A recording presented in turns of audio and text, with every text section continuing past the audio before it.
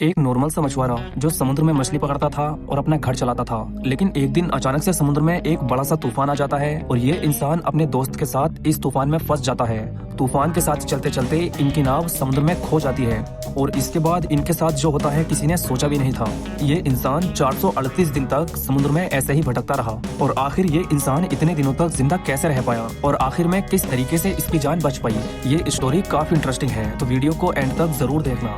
Normally अगर कोई इंसान समुद्र में फंस जाए तो ज्यादा से ज्यादा 1-2 हफ्ते तक सरवाइव कर पाता है। डॉक्टर्स और सर्वाइवल एक्सपर्ट्स कहते हैं कि बिना फ्रेश पानी के आदमी 3-4 दिन से ज्यादा जिंदा नहीं रह सकता और अगर खाना नहीं मिला तो मैक्सिमम 2 से 3 हफ्ते तक सर्वाइवल पॉसिबल है। तो फिर सवाल आता है कि आखिर इस आदमी ने 438 दिन तक सर्वाइव कैसे किया। तो सर्वाइवल स्टोरीज हमेशा से लोगों को फैसिनेट करती है, जैसे टाइटैनिक के बाद लाइफ बोट्स में बचने वाली लोगों की स्टोरीज। 1972 में भी एक ऐसा ही इंसिडेंट हुआ था जहां सर्वाइवर्स अपने ही दोस्त की बॉडी को खाकर जिंदा रहे थे। लेकिन इस आदमी की स्टोरी सबसे ज्यादा एक्सट्रीम है। एक साल में 365 दिन होते हैं और इस आदमी ने उससे भी 2 महीने ज्यादा समुद्र में जिंदा रहकर ये रिकॉर्ड बनाया। आप स्कूल या जॉब में 1 साल भर कितना कुछ कर लेते हो और ये आदमी इस पूरे टाइम के दौरान बस मछली खाकर और पानी पीकर अपने आप को जिंदा बचाता रहा।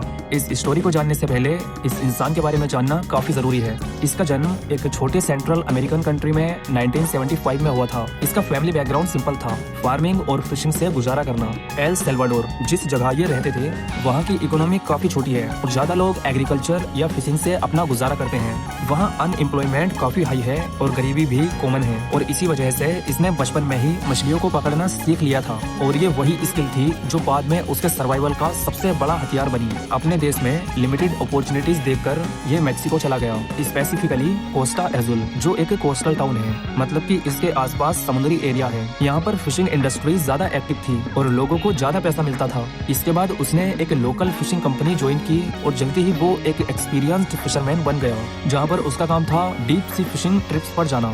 फिशरमैन की जो लाइफ होती है वो देखने में काफी रोमांटिक लगती है, लेकिन असली रियलिटी काफी अलग है। इन लोगों को सुबह सुबह 3-4 बजे निकलना होता है और इसके साथ ही समुद्र के अनप्रेडिक्टेबल मौसम से लड़ना पड़ता है। कभी कभी 2-3 दिन तक बोट पे सोना पड़ता है और सबसे बड़ी बात, एक गलती और आपकी जान जा सकती है। स्टडीज के हिसाब से फिशिंग दुनिया के सबसे डेंजरस प्रोफेशन में से एक है। मतलब कि फिशिंग एक रिस्की काम है, लेकिन गरीबी और मजबूरी इंसान को सब करने पर मजबूर कर देती है।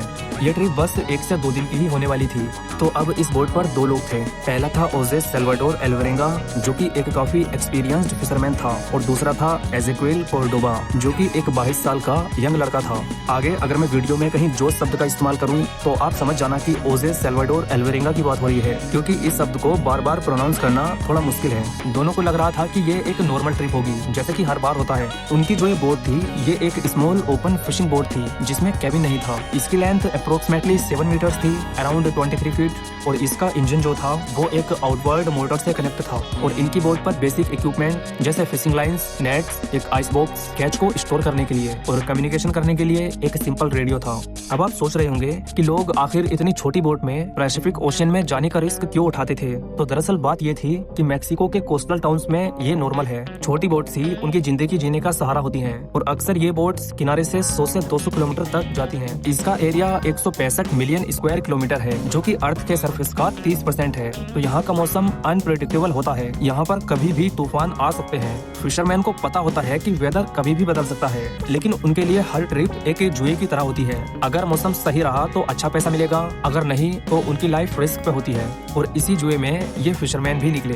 जोश जो था वो एक्सपीरियंस्ड फिशरमैन था। उस दिन उसे शार्क फिशिंग करनी थी। शार्क्स काफी वैल्यूएबल होती है, उनका मीट मार्केट में हाई प्राइस पर बेचा जाता है और शायद इसी वजह से उसने एक बिगिनर को साथ लिया और रिस्क उठाया। लेकिन कुछ ही घंटों में एक ऐसा तूफान आने वाला था जो उनकी जिंदगी का सबसे बड़ा चैलेंज बनने वाला था और वहीं से शुरू होता है उनका 438 दिन का सर्वाइवल टेस्ट।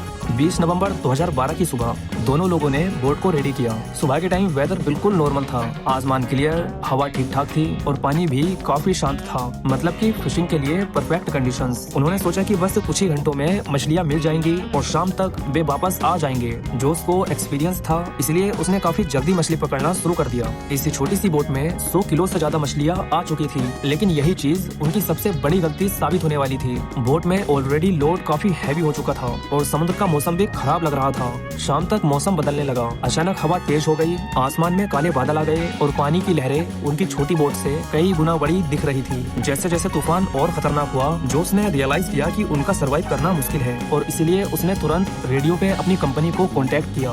तूफान आ रहा है, बोट कंट्रोल नहीं हो रहा, हमें रेस्क्यू भेजो। और इस पर कंपनी ने भी कहा कि डरिए मत, हम हेल्प भेज रहे हैं। लेकिन शायद उनकी किस्मत में कुछ और ही लिखा था। तेज हवाओं ने रेडियो एंटीना को तोड़ दिया और इंजन पानी के प्रेशर से खराब हो गया। इसके बाद दोनों लोग पानी निकालने में लग गए ताकि बोट को डूबने से बचाया जा सके। और ये तूफान 1 से 2 घंटे नहीं बल्कि लगातार 5 दिन तक चला।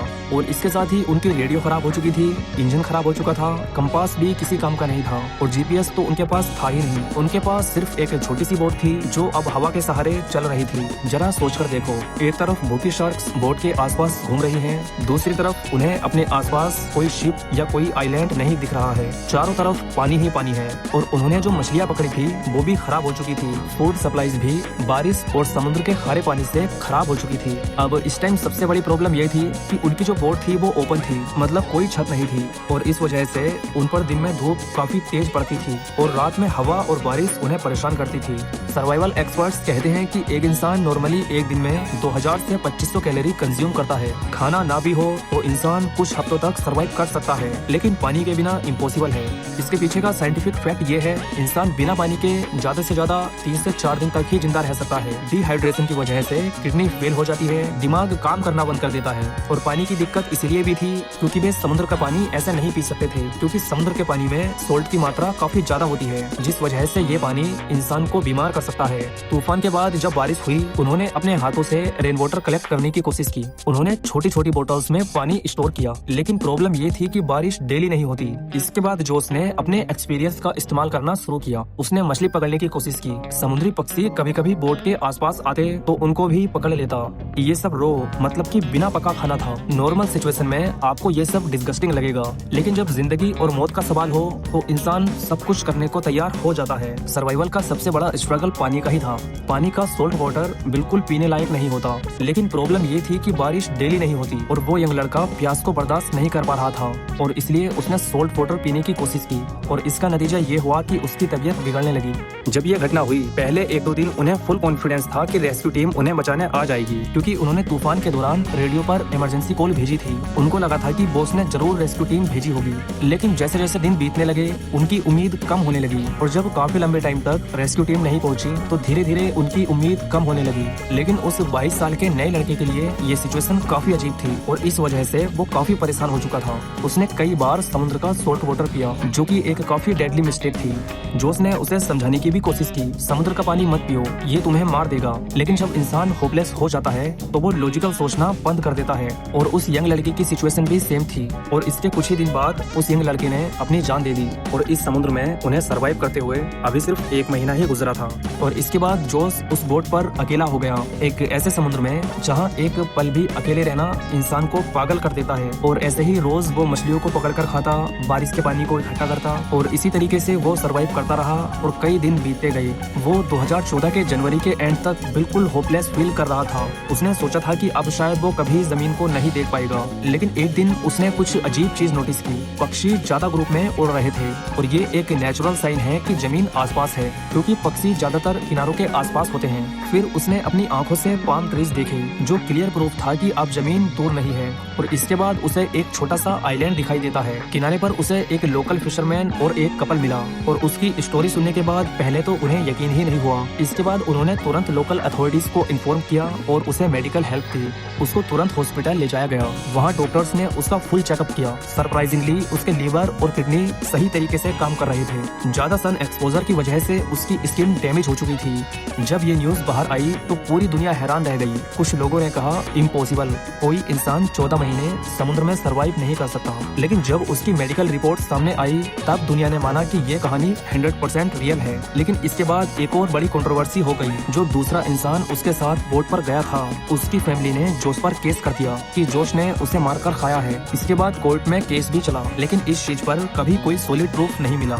2015 में एक जर्नलिस्ट ने जोश के साथ मिलकर एक किताब लिखी। इस किताब में जोश की कहानी डिटेल में लिखी गई कि कैसे वो हर दिन सरवाइव करता और कैसे उम्मीद उसका सबसे बड़ा हथियार थी।